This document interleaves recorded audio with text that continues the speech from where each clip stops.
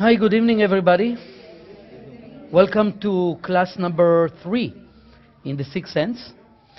Last time we talked about different signs, different messages, and we kind of like learned how can we get the messages in a clearer way, in a better way.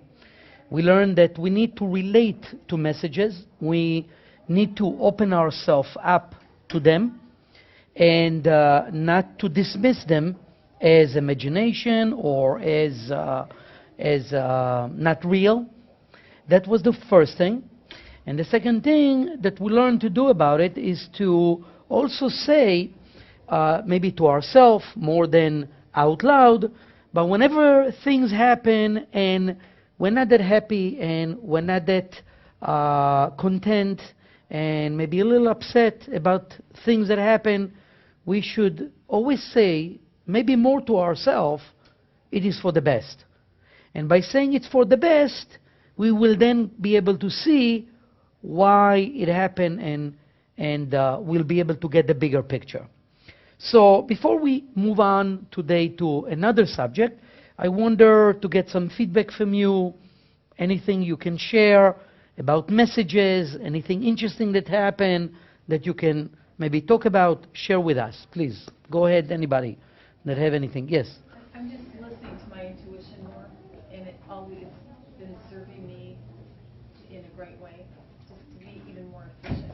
Nice. Very nice. Yes? I have a story with a key. I was getting in my car. I had a key in my hand and a bunch of other things. I put these things in the back, folded them up. And then I went to go drive in my car, and the key's gone, not in my hand anymore. And like something in my head told me, it's in the pocket of the jacket, it fell. And I'm thinking to myself, no way, come on, it's ridiculous, right? I go in the back, I open the hatch, I have my sleeping bag, and I have my shirt, and I take everything and folding it, and like, it's not there. It's not in the back, but I knew it was in my hand. And finally, so I tell myself, all right, are you ready to leave? Get the key that fell into the jacket, into the pocket of the jacket. Not even which pocket, just grab it and go, and it was there. But I'm telling myself, no way. Like, come on, no way it's in that pocket. That's beautiful. How could it fall to the back, into a pocket? Right? That's beautiful, and that is definitely more of the sixth sense that is developed that will be hard to believe and hard to accept. It will sound so weird, so illogical, but we're going to get used to see more of these things and hear more of those things, and that's beautiful. Very happy for this. That's great. It takes time for it to kick in, but with the right consciousness, with the right way we put our mind into it, it will happen more and more every day. So I hope for you more and more to see things like that take place every day. All right? Any other story? Interesting story? Yes, please. This Saturday, I was on myself, I said this is a good sign. So I was reading the book, the Balak, and I just put the paper on the right side, and it was like yellow receipt that I didn't want to keep it over there. I just put it somewhere else. And then later on, when I opened it, it just was Beshalach. Shalach Lecha 174 talks about King of Persia. The same area that somehow I'm reading some material about that, just came and I keep it that same page.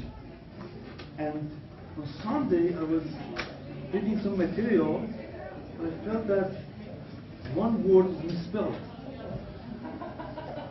I said, no, it's not impossible. I checked it, it was right. I didn't see it, I just felt it. And the word was misspelled in 2 places. So I don't know, I'm sure because of this class, we are more aware from sixth sense. Okay, very nice. That's very nice. Okay, good. So, we study here about the sixth sense. We developing our sixth sense. It might take some time, but I'm happy to hear that maybe there is a progress. We do feel that we're more tuned into things, we sense things. Today, I'd like to take you one step ahead. So we spoke about signs last time, and I'm sure we're going to pay more attention now to different signs, if it's animals, by animals, if it's many other kind of messages, all different kinds. We're going to pay attention to it more. Today, I would like to talk to you about Kabbalistic insight, and I would like to talk to you about Kabbalistic Feng Shui. Okay? We call it in Kabbalah space design. Okay? Kabbalistic space design. But it's not just about the space called our home. It is also the space called our body, and the space called our mind. Definitely studying the sixth sense, it also concerns, things in that nature. Things that maybe most people will not pay attention to, that belong to another kind of reality, and maybe we should pay attention to it because it will help us see more, sense more, feel more things. So I'll begin with Kabbalistic space design or Feng Shui, as you would like to call it. It's fine. What is a Kabbalistic Feng Shui? Now we know by studying Kabbalah that there are positive energy, we know there is negative energies, we study about them, we have names for them, which makes a lot of difference. In Kabbalah, we call the tree of life, good and evil, to the reality we're living in. Which means that nothing in our life is totally, completely pure good, or totally, completely pure evil, if I may call it that way, pure. There's always a mixture of good energies and bad energies in everything.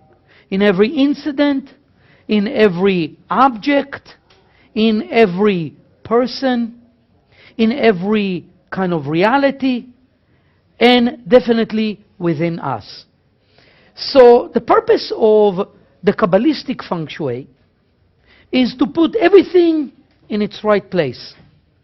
To put the positive energy in its right place, the negative energy in its right place. To create balance and harmony between those two.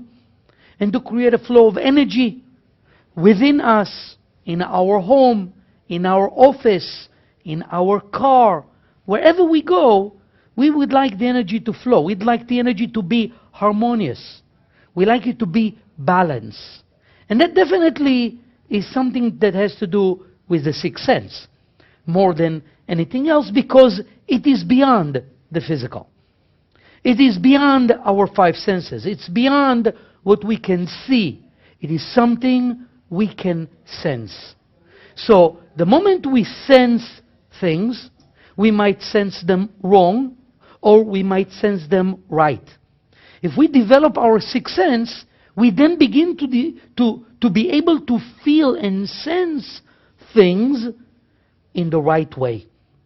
Things that has to do with the light and not has to do with the other side. Because we can very easily get confused believing that that great energy that I feel, when I drink a lot or take a lot of drugs or, do other things, and I feel amazing and I feel awesome and I feel powerful, I might think it's the right side, it's the light side, while it might not.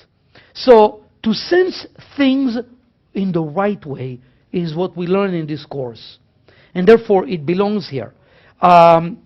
We would like to maybe weaken a little bit the negative force and strengthen the positive one.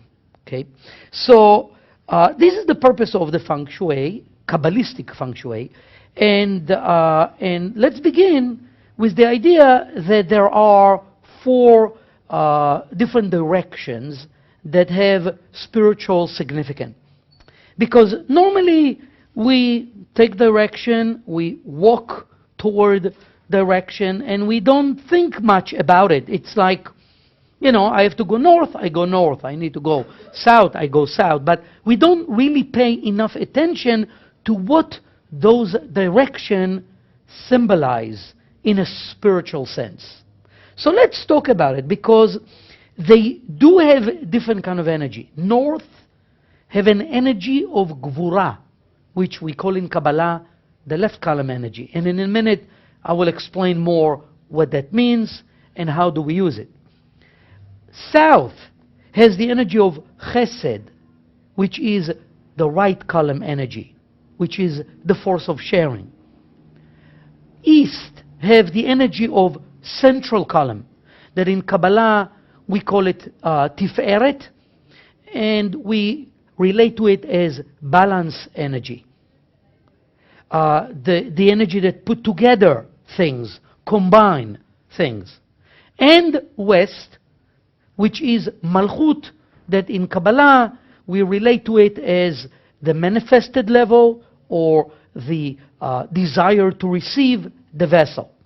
Let's understand what practically it means and how can we practically use this information for our benefit and the one that are around us. Well, it's interesting that in many, many places in the world, when you go south, you find more people that are warm and hospitable and welcoming and more emotional. That is more the south. In Kabbalah, that's the energy of chesed. That is the energy of sharing.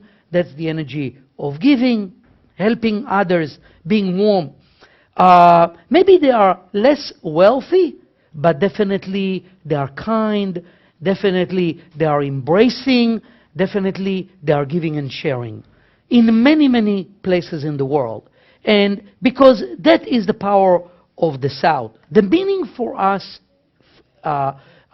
relating to it is that maybe it's not so much where to buy a house, but it says that if you want to be wise, you go to the South. You go to the South.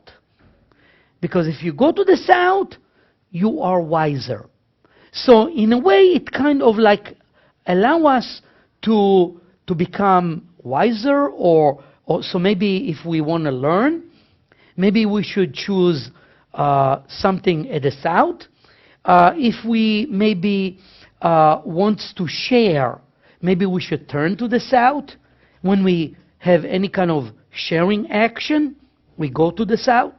You know, so maybe that, or any other maybe relationship we can think about that has to do with sharing or giving, that should be maybe more related, turning to the South, moving to the South, doing something in the South.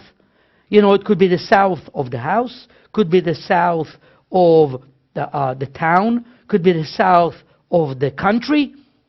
Something to do with the South. South of your backyard. You know, anything to do with sharing, giving, becoming more smart, learning is more powerful toward the South. In the North, that is Gvura, that is taking, there is more the desire to receive. There is more ability to become wealthier. Somehow it's related to getting more, including sustenance. So maybe you want to locate your office in the north part of your house, or the north part of your town, or the north of the state, whatever it might look. Maybe you want, when you are doing some business deal and you want to generate more money or sustenance from it, maybe you should turn to the north. Did I say south? North. To the north. Okay, everything to the north. When there is a serious, great business deal, maybe you should turn to the north, or think of the north to be able to get more out of it. When we talking to the light, and that requires more of the central column energy, more of the balance energy, we want to turn to the east. So communicating with the light, communicating with spiritual energy, we turn to the east. Okay? In many of our spiritual connections, when we get to a major part, we turn to the east and we connect to it that way. So anything in that nature, that's the power of the east. Any questions? Yes? Does it depend where the windows or the doors are? Windows and doors, we'll talk in a minute. That's something, with the windows and doors, it's another thing. It's different. It's something else. Yes? Is there certain to sleep too? Is that Yes, there is also direction of sleeping. I'll talk about it in a minute. But anything to do with the direction I mentioned until now. Okay, good. Kabbalistically, we know that the human body represents by itself all the structure of what we call in Kabbalah the tree of life. The tree of life, which I mentioned before as good and evil, meaning that the reality we live in is a mixture of good energies and bad energies. Our body is part of it. Yet all the sphirot, the structure of the sphirot, or the different levels of energy, that is called the tree of life, is also somehow represented in our physical body.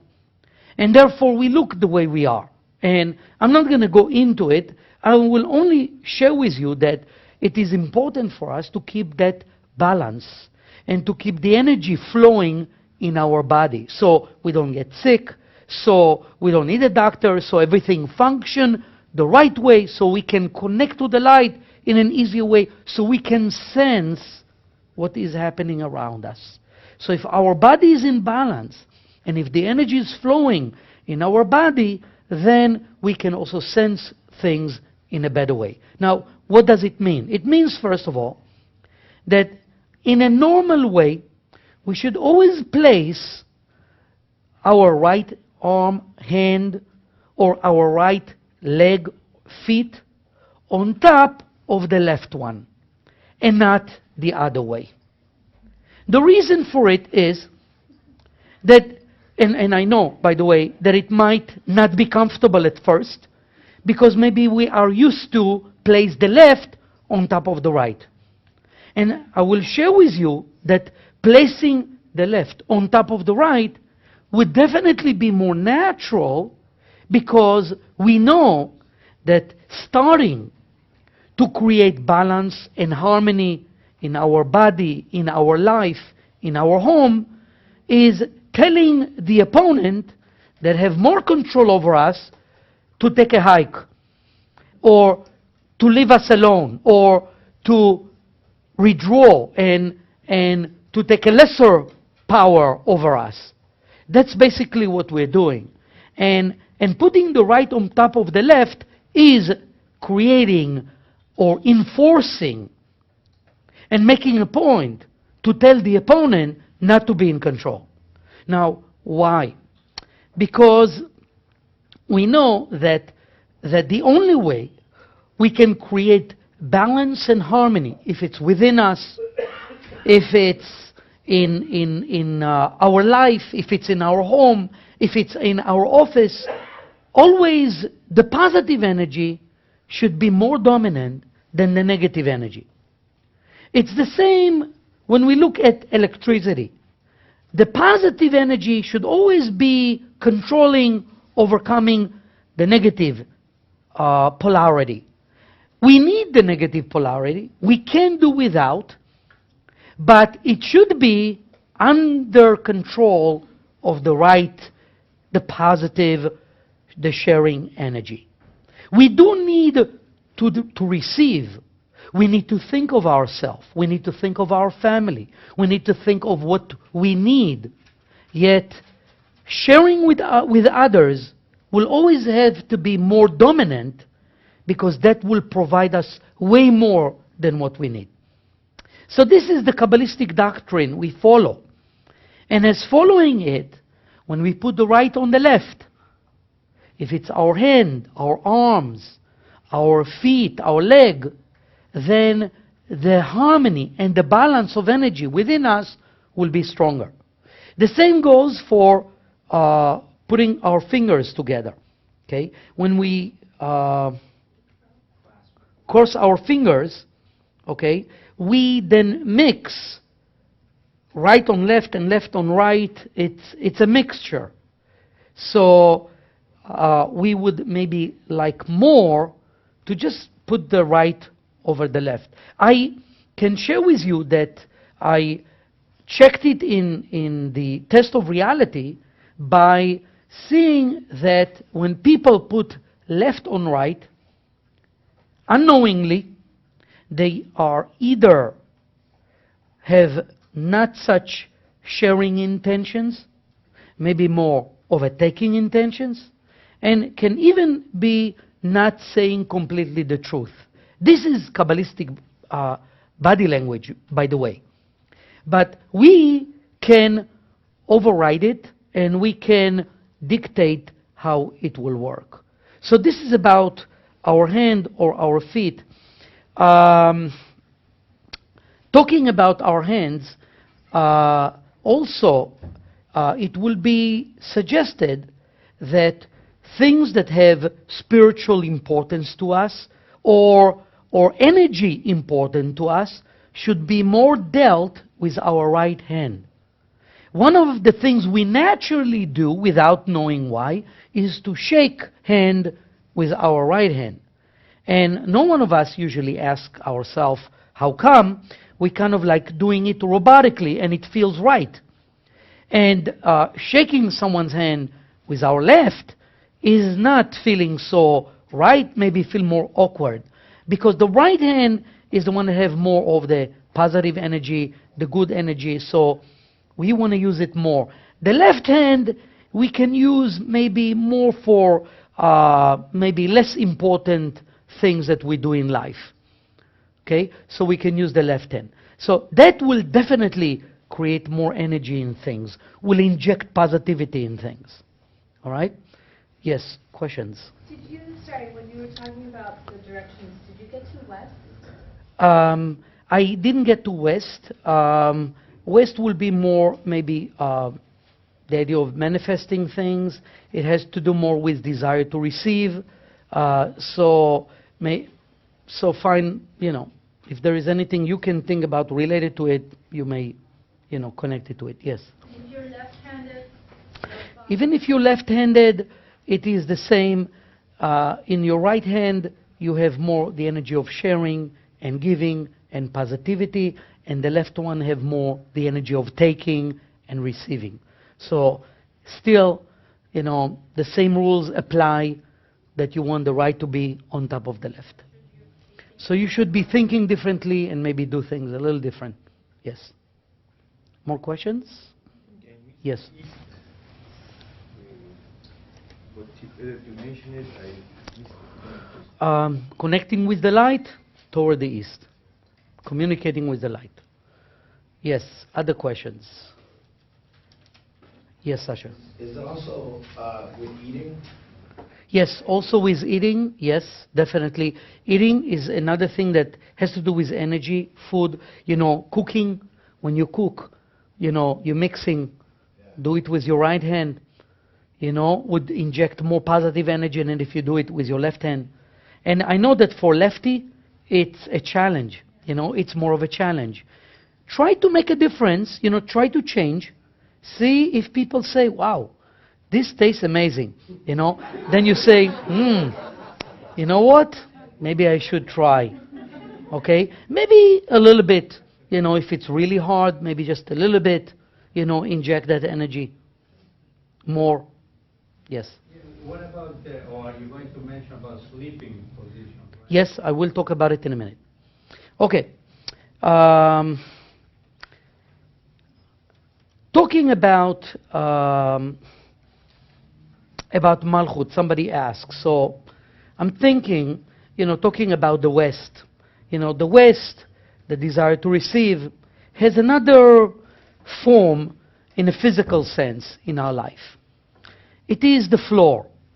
See, when we go to a place, there is a floor, there is a ceiling. The floor always have a lower kind of energy than the ceiling. The ceiling always have a higher form of energy, and the floor is more kind of going down in the level of energy. which practically means that it is the same as going on top of a mountain. You feel like accomplishing something. You feel greater. You're in a higher place. You feel greater. You feel more amazing when you do that. Different than if you go to a cave, you know, or you go to a valley and go down that valley. You don't get the same feeling. It's the same kind of energy concept that the lower you go, the less of energy is there, and the higher you go, the more energy is there. Many times when the Zohar speaks about the Kabbalists that were traveling on the way and chance upon a mountain and climbed the mountain, it means that they went to higher grades, higher levels of energy. That's basically the connection. So what it means is that it's maybe not a problem when you are practicing yoga and that you are laying on the floor and doing some exercises. That's okay, but in a spiritual connection, you want to be higher than the floor, at least to a size of 3 of your fists, one on top of each other. So you basically measure 3 fists, and that's the minimum level you want to be sitting or laying. And the fist, the human fist, your fist, represent a level of a desire to receive. And when we have 3 of those, we kind of like go beyond and above the limitation of the desire to receive in the vessel, and we can connect more to the light. So that is also teaching us about levels of energy, where energy is, and how powerful energy is in different places. So this is floor relative to a ceiling or a higher place. Any questions? Yes. So on Shabbat we face west to receive Shabbat. That's very nice. We do use the direction on Saturday in many different Kabbalistic connections. You notice that, and now you maybe understand more why there is a point where we turn to the west when we want to connect to a vessel, build a bigger vessel inside of us, so we will be able to get more, and why most of the time we turn to the east, because that's more balanced energy and that's more harmonious energy, and we can connect to the light in a harmonious way, receiving and sharing in a balanced way. Somebody here, yes?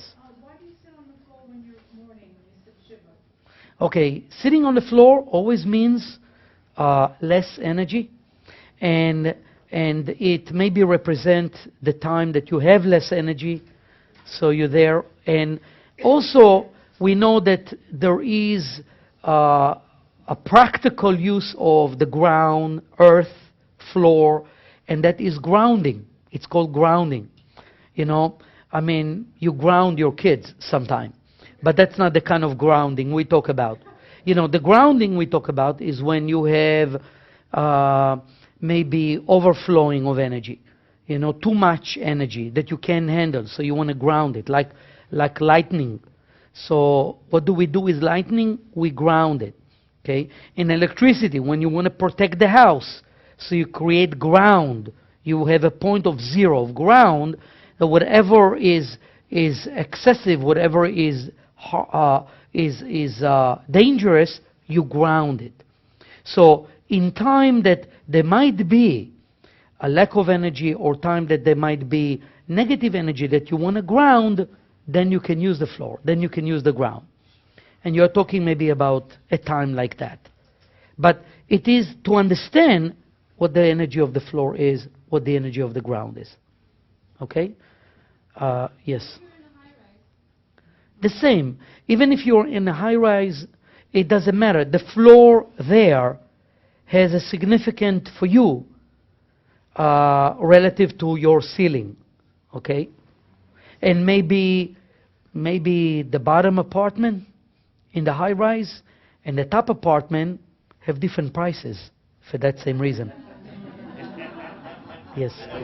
My daughter always sits on the floor and does her homework, leans over. That's not a good idea. You know, I don't want to get into the details of what is good and bad you have to figure it out. I have to share with you what is the energy in different things. You have to figure it out what is good and bad for you. Okay? And I think you can. From that point, I think you can. You know? Yes. Two questions. Number one, practically, how do we use the idea of, when we're praying, you're connecting which was, you can't always stand on something when you're praying. That would be convenient, you know what I mean? How do we use that idea of higher is better? And the other question is, how does that relate to the fact that north, if higher is better, north is Gevurah and the floor is... North is? North is Gevurah and the floor is more chesed. Gvura, yes. Yeah. And south is more chesed, yes. Yeah. So how does that balance? But that's not up and down, right? North and south has nothing to do with up and down. Right? Okay. Just make that clear. Okay. So we have to incorporate it in our life. Okay. Now when we know, I'm sure we're going to pay attention to it. And that was the point. Okay. Now, of course, there could be 1 million applications to it. And I didn't want to go to all of them. I wanted you to try to make an effort and find out. All right? Okay. More of like essential questions. Yes. Okay. So let me move on to some of the openings. You were asking about, the doors. You asked about the windows. There is Kabbalistic importance to it. There is energy in all these things. Any physical opening represent spiritual opening for something. And let us maybe just remember that it could be an opening for positive energy or for negative energy. So if we look, for example, at ourselves, we look at our body, we have openings. The eye is an opening, the ears are an opening, the nose is an opening, the mouth is the opening. And they are all openings that can be used for positive energy or for negative energy. Very bad things can come out of our mouth, or very good things can come out of our mouth. We can see very bad things and very negative things with our eyes, or we can see beautiful things with our eyes. So every one of the openings we have can be used for positive energy or for negative energy. That goes for our body. But in the Kabbalistic space design, or Feng Shui, as you like to call it, it is mentioned that we should have windows open to the sky. That definitely relates to the idea of skylights. Apparently, before someone thought about skylights, the Kabbalists already talked about it thousands of years ago and said that it's good to have skylights so you can always, look at the sky. And by looking at the sky, you would be able to connect to a higher level of energy, to more of a positive energy. So that will be very recommended. That goes for windows. To the door, I will mention in a minute about the door. Yes? So, for example, if you have draperies over all your windows and you don't see outside, is that considered to be a bad thing then? No, it's not bad as long as you can open them and you will be able to see the outside. If there are windows and they are totally blocked, then you're missing something. But if you can open it and you can see the sky, you have an advantage here. Okay? All right. Let's talk about the door. The door, any doors, are another form of opening where good energy and bad energy can come in. One of the reasons we have in every door a Mezuzah, as you know, and the Mezuzah is parchment rolled as in a form of like a pipe, and there are words written on it in a special form with special ink written by a special person that pure himself tremendously before. We then can do two things. One, to bring into that room positive energy, because there is an opening, physical one, that mean that it could also be used in a spiritual sense. So we can then use that opening to bring positive energy to the entire room, create like positive energy field in the room, and eliminate a negative force that usually stay in the left side. So those two things is what the Mezuzah creates. Now, the purpose of that cancellation of that negative force that wants to enter our life and to disturb us, and the Mezuzah protects, create a field of energy that protects us. It also at the door, and it's exactly where that negative energy is, in the left side of the door, and that's exactly what happened. Just to tell you, there is one, okay? And thank you for helping us see that. Now, therefore, it will be great to put a mezuzah in every door, one for every room, for every space, for the office, in the house. Okay, we're talking about rooms we stay in, we live in. We're not talking about service area that don't require it because it's not that important. But like living rooms, bedrooms, that kind of places. Okay, playroom, that will be maybe better to have one. Yes. Recently, my husband and I bought a Mezuzah, and we could not figure out. We tried to get in touch with our teacher, but he wasn't able to help us. We put the Mezuzah on our front door, which is the main entrance, but we always come in through the garage. So we weren't sure, should we put it on the entrance of the garage or the front door, but we decided to go with the front door. Okay, about how to place them and in what position, because there is a lot of technology involved in what position it is there. Has to be angled a little bit in a certain way, has to be on the right side. All of it, I would definitely suggest to talk to your teacher, okay? If you enter through the garage, definitely you should have one there, definitely. But it's not just because it's another opening.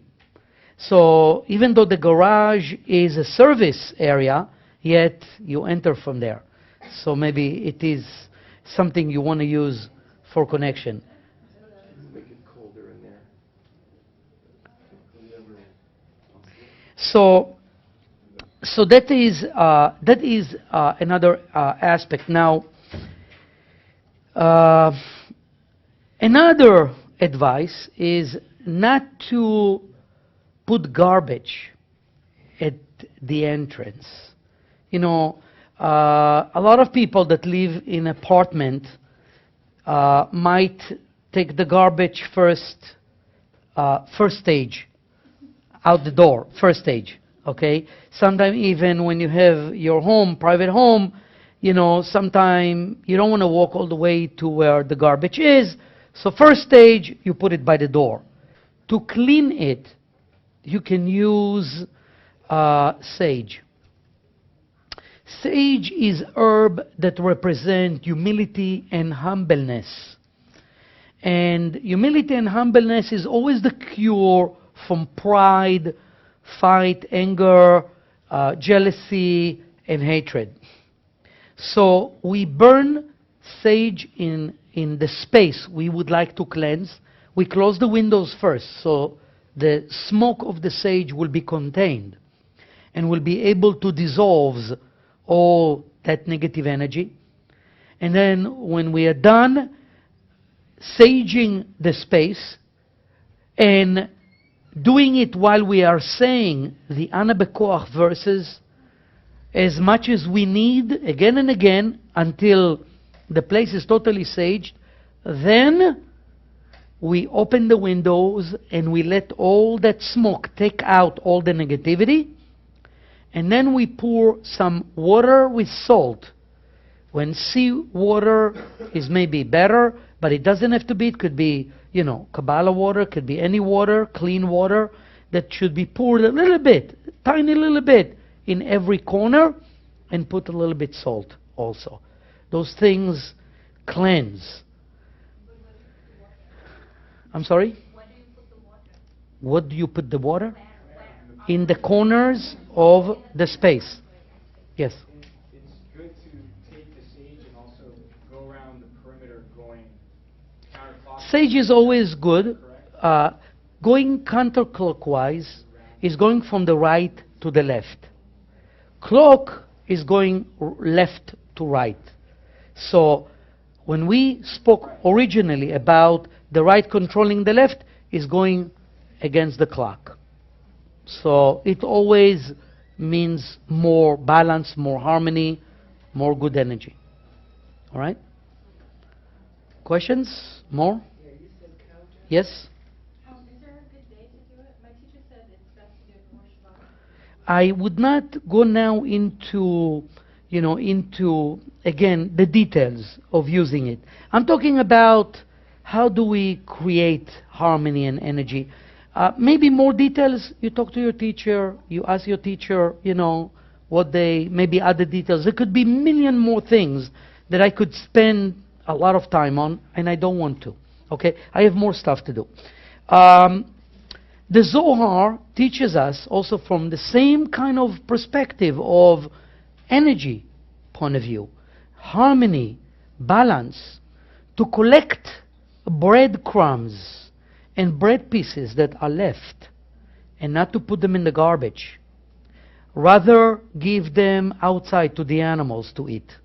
So put them outside, but don't get like a mountain of bread around your house.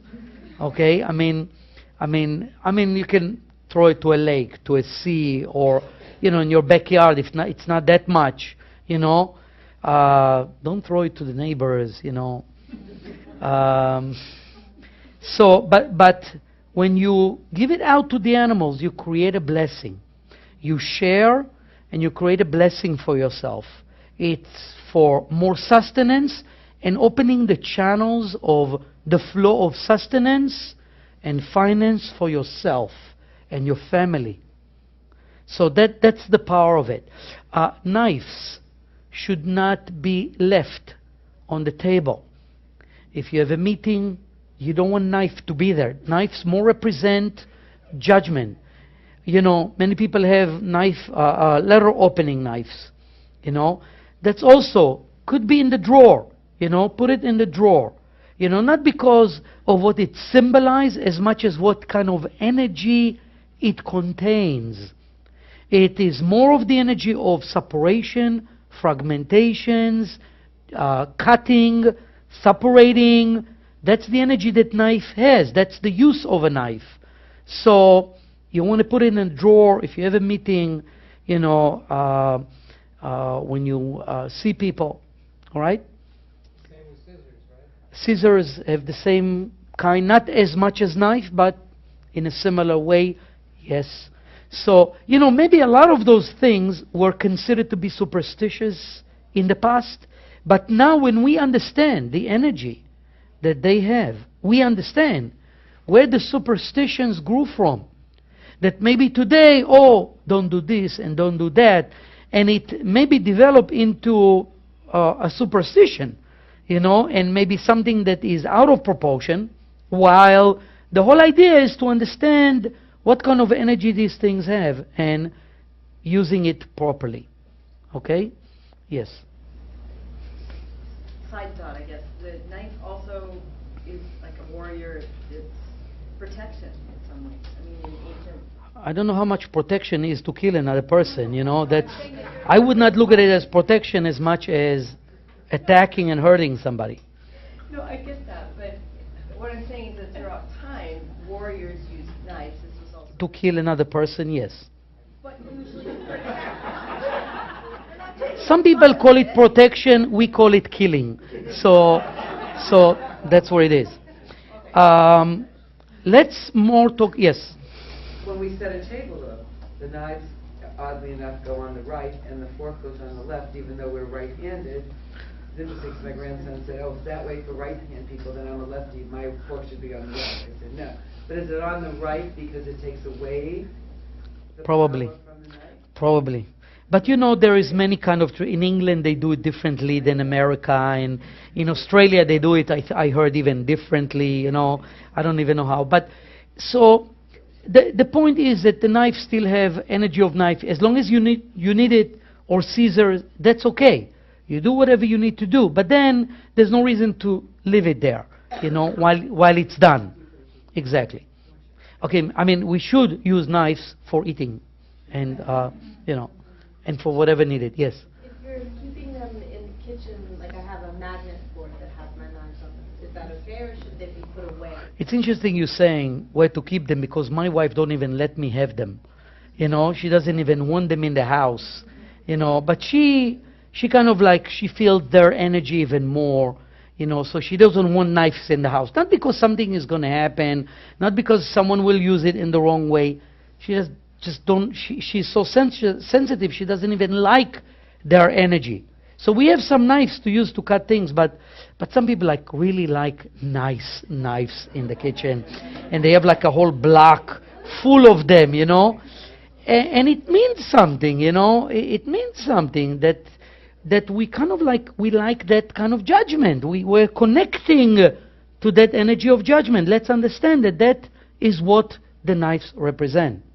So I am not saying not to use them, but I'm saying how maybe we should, you know, put them aside when it's not needed to be there and create that energy. Okay? All right. About protecting ourselves. Let me go a little more into protecting ourselves. We definitely not gonna walk with a necklace of garlic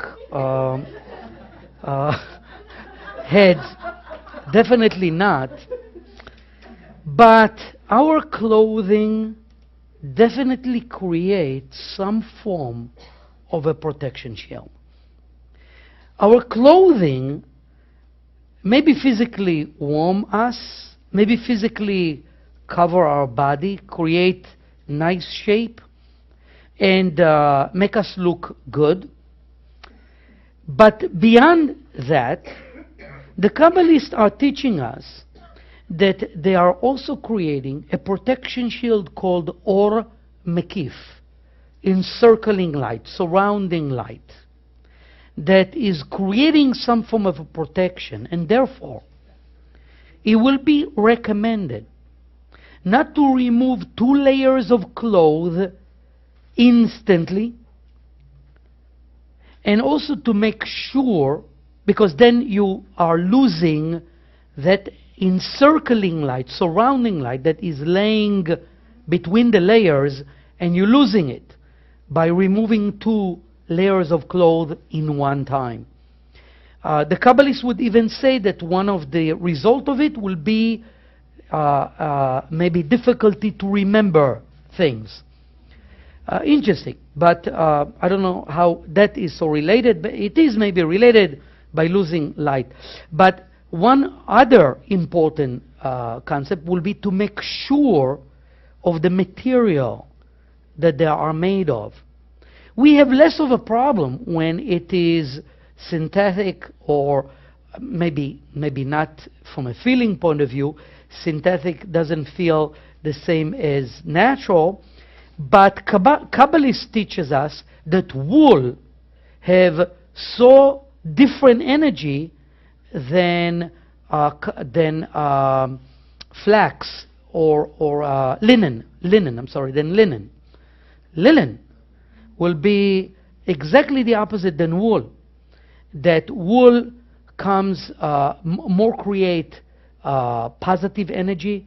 You can see static electricity from wool, and linen, you know, is a plant that takes the energy of the ground so strongly that then it takes 7 years to wait till you can plant again the flax in that ground. So it is not recommended to have those 2 kind of material mixed in each other.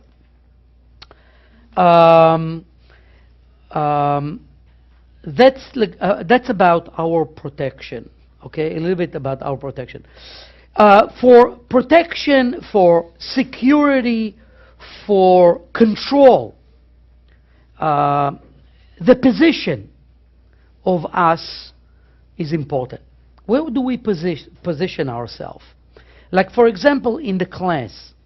If I would be teaching the class and I would be standing by the door and you would be looking at me, it would not feel as harmonious as if I would be facing the door and you will be with your back to the door, looking at me, which is the best energy. Same way for you in your office. It is the best that you are facing the door.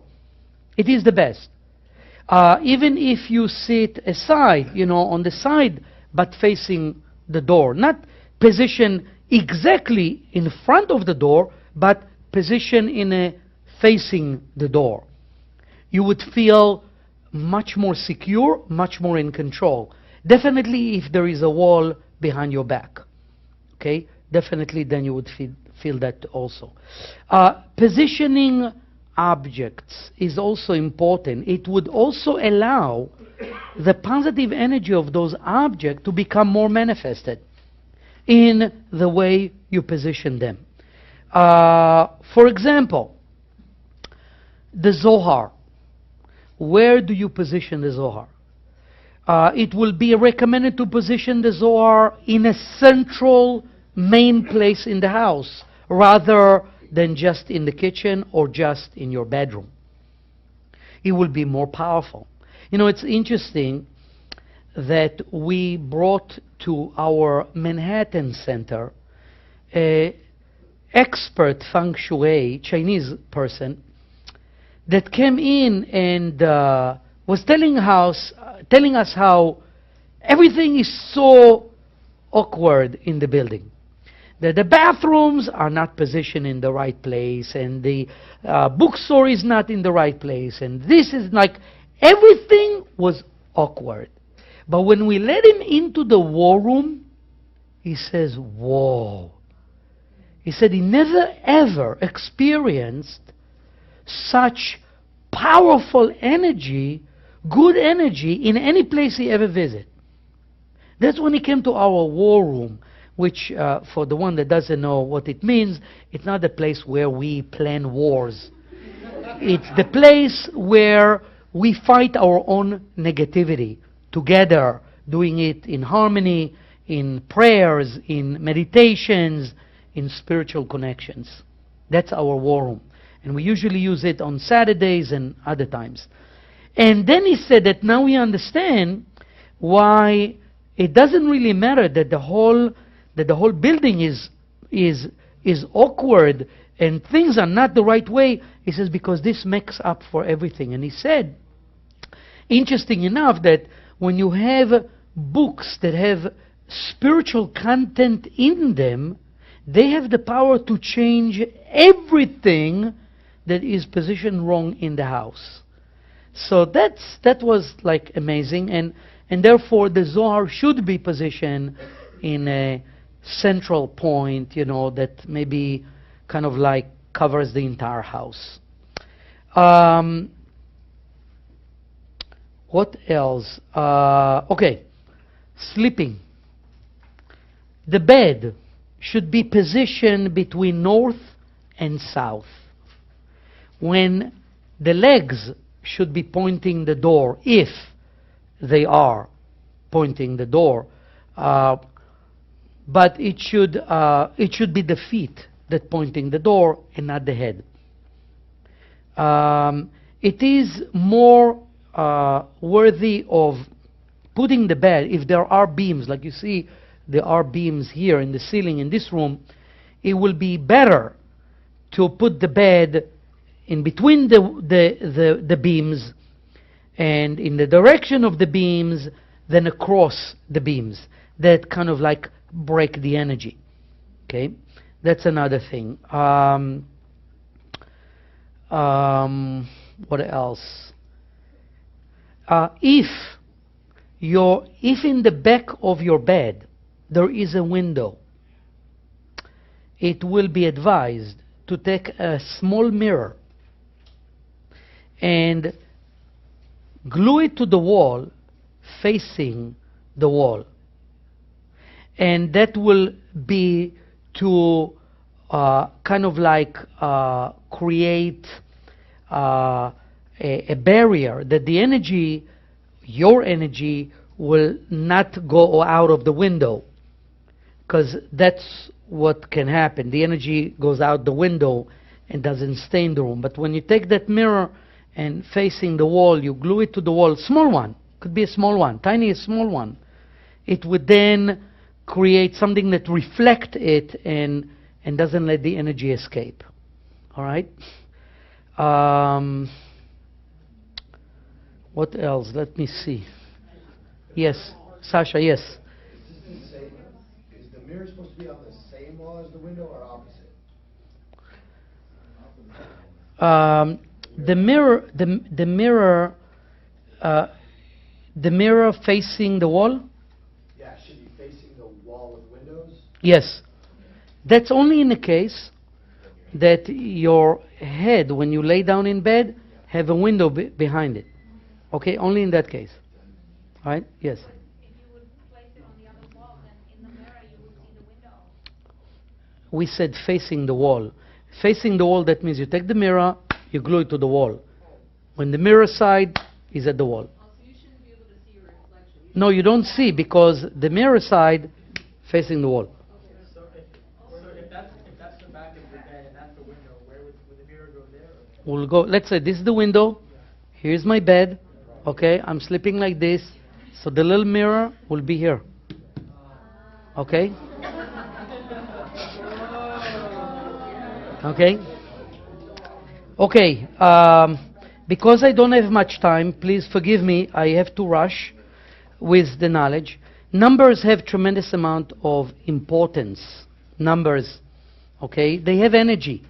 Numbers have energy. We want to pay attention. We want to pay attention to the numbers, okay? To the number of the house, to the number of the office, the numbers of sum of money, the number of a price of things. We want to pay attention. Powerful numbers are 13, 26, 52, 72 that you know, and 101. Of course, doubles or adding zeros to it will definitely be the same.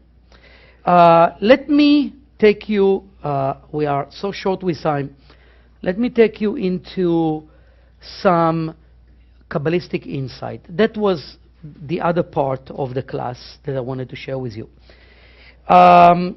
We now understand that there is way more that we can see, and there is way more that we can hear with our physical ears and eyes. But there's more than what the eye allows us to see. I mean, there are many people that see things that we don't. And they can look at you and say, what's the matter? Say, how do they know? I don't show a thing, you know. I have few layers of makeup. How do they see that something is wrong? Okay? But some people see beyond, and it shows. We would like to develop that sixth sense of us to feel and sense those things that makeup cannot cover. Okay? So, realizing it, I would like to share with you few exercises. Okay? We begin with them today, and you will practice them during the week. Okay? So listen carefully. The first exercise will be right now. Okay? And as you can see, I have water here. I have a little tree here. It's a real one. It's alive. It's a real tree. Okay? What I'd like you to do is to sit, relax, put your laptop, your papers aside, your pen, put it on the floor. It won't harm it. It only can, the floor only can drain us, not our objects. By the way, Kabbalah water is not recommended to put on the floor. It's not. Because the energy of the floor is to drain the energy. So maybe our papers, pencil, maybe our Zohar is not advised to put on the floor. Okay? Maybe that is not. You can apply what we learn now in many, many ways. Okay? Now, I'd like you to sit, relax, straight, relax. I'm not going to get you into meditation right now. It will take longer. Just relax, close your eyes. Just have few breathings, deep breathings. Inhale through your nose, exhale through your mouth. Take slowly air in and slowly release it through your mouth a few times. Just be more relaxed. Every time you exhale, let go of the things that bother you during the day. Just relax. Now you can breathe normally. More relaxed, more calm, more loose. And the first thing I'd like you to do is to try to put your mind aside and just let yourself go.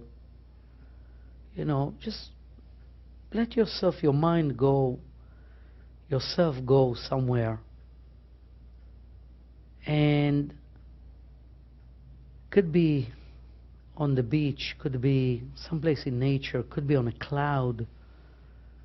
Imagine in your mind's eyes to be like on a cloud, without any worries, floating, without anything bothering us, completely loose, completely without thoughts and mind and worries and all these things that bothering us. And I would like you to miniature yourself in such a way that you can get into the water, that ball of water that you saw here, or into that tree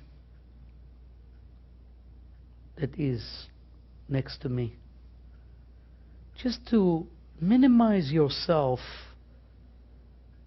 and see yourself smaller and smaller, smaller. Go to the size of a molecule, size of a molecule, of an atom. And then, of course, that material, the water, whatever it is, can be something you can go in. I'd like you to enter the water. I'd like you to try to feel, to sense. If you do it with the tree, if you do it with the water, you can do it with the wall. Minimize yourself to a molecule so you can go in. And not to think, just sense, just to feel. To feel if it's cold, to feel if it's hot, to feel if there is up, if there is a down.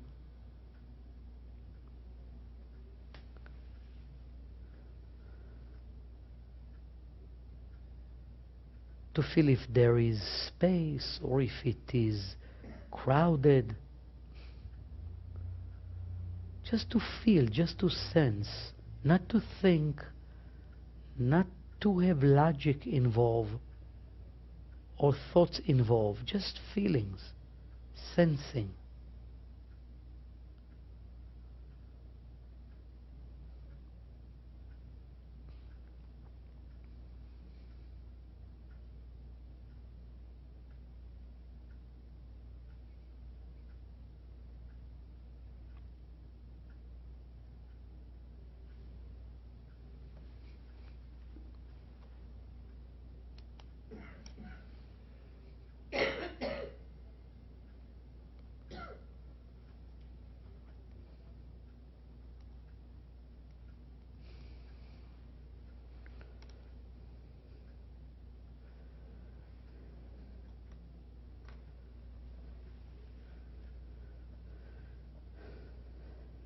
and then to be able to sense if that object you enter is friendly, is excited, is angry.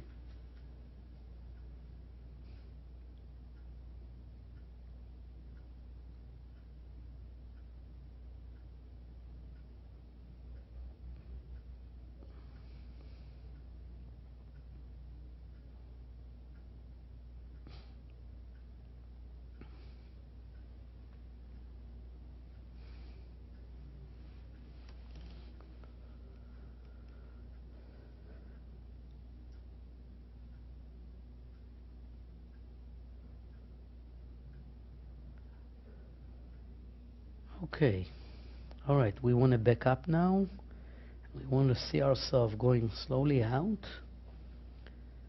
And after we go out, we're going to see ourselves again, enlarge ourselves more and more and more, till we see ourselves in our eyes, mind, big as we are.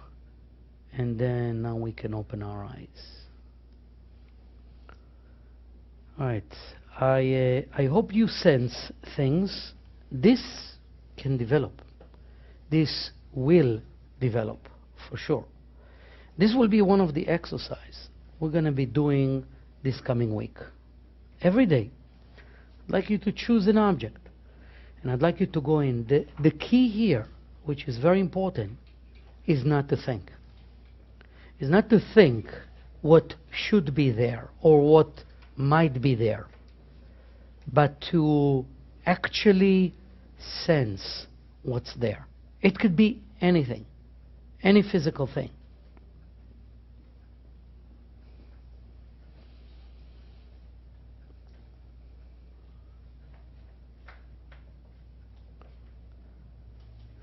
And, after you do that, you may even ask people, how do you get this? If you sense something special, and just let it come to you. And as we said, first, it's amazing. I saw this movie, Inner Space. It's an old movie, maybe from the 80s. It's called Inner Space. And it's a science fiction movie where they took a pilot, like very advanced pilot, and they put him in like a submarine. And then with a new technology that they developed, they miniaturize him into a size of a molecule. And then they just wanted to inject him into someone, and he was able to travel in the body and do things. Today, it became a practical use. Today, maybe not a human being sit in that little submarine, but they have today, with nanotechnology, they have those capsules that can travel in the body, and they have a camera inside, and they have, sound, and they can, actually be inside and see what's going on. Which is exactly what that movie was talking about. That the cure will come from within. Which is amazing how whatever we imagine one day become manifest. But we can use it to be able to go into things, into objects. And if you sense something special, then ask the person, how did you get this? What do you do with this? Who did it belong to before? And you might find that you sensed something that you could not know any other way unless you did that. So this is one exercise that will be the first stage for our main exercise. But that will be our next time. All right? Okay. That's it for today.